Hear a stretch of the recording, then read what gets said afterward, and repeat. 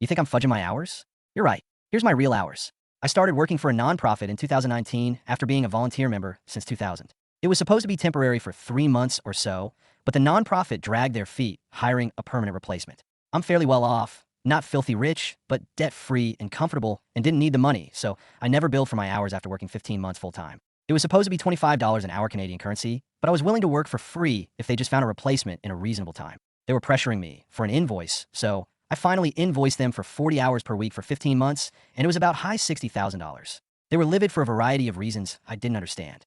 They accused me of lying about my hours because I was a new father and my wife had gone back to work after maternity leave, and there's no way I could have worked that much. When I told them I had my son in daycare instead of staying at home with him, they sarcastically said, "Now you know what it's like to work an actual job like the rest of us." They were mad that I wasn't volunteering my time anymore like I used to, but I insisted I was, and that my bill time was only for the TV bingo fundraiser and not for any other nonprofit activities. They didn't believe me.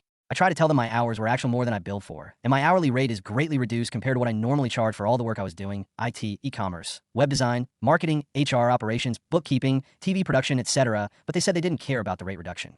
They insisted that I charge my normal rates for my actual hours and then deduct 10 hours a week for volunteering, which is about 10 times more hours than any of them volunteer for.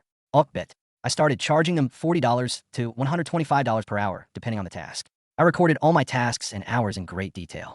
I charged for any time I spent doing what was normally volunteer work for the nonprofit. Then I finally deducted 10 hours a week. I was billing an average of 50 hours a week after the volunteer hours were deducted. I also took the opportunity to start hiring more people under me on their dime, so I could work way less than I did in the first 15 months but still get paid the same, if not more. They couldn't say anything because it was exactly what they asked for.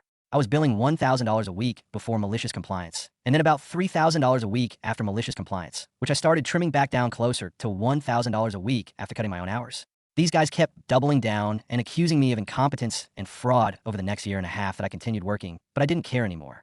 They turned my passion into a crappy job that I didn't need, so I stayed until all my amazing employees were hopefully set up for success and wrote that nonprofit out of my life for good. I didn't feel any guilt over being paid for my time with them because I had raised more money for them in 30 months, $30 million gross, about $20 million net, than they had raised in the 100 years before then.